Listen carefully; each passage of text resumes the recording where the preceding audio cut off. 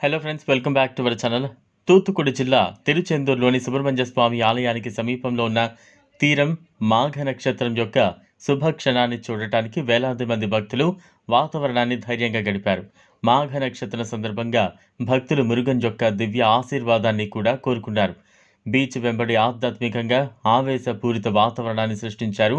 తూత్తుకుడి జిల్లా తిరుచెందూరులోని సుబ్రహ్మణ్య స్వామి దేవాలయం సమీపంలోని బీచ్లో వేలాది మంది భక్తులు రాత్రి బస చేసి మాఘ నక్షత్రంలో మురుగన్ దర్శనం చేసుకున్నారు.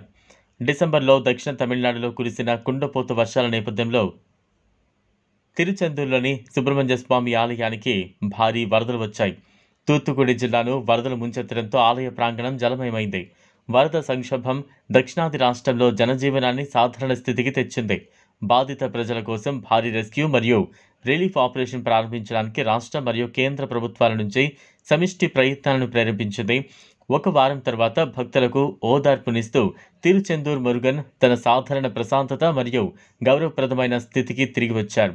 తిరుచెందూర్ బ్రహ్మోత్సవం ప్రతి సంవత్సరం మాసి అంటే ఫిబ్రవరి, మార్చి నెలలో జరిగే వార్షిక కార్యక్రమం తమిళనాడు అంతటా విశేషమైన భక్తిని కలిగి ఉంటుంది.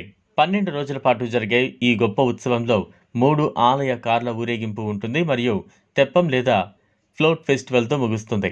8వ రోజు ఉదయం జరిగే పచ్చై సత్తుపడి ప్రత్యేకంగా గమనించదగినది.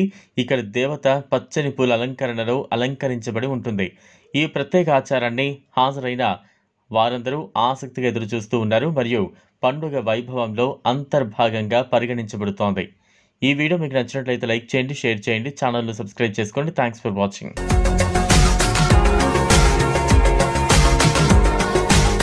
మరిన్ని అప్డేట్స్ కోసం మా ఛానల్ని సబ్స్క్రైబ్ చేయండి.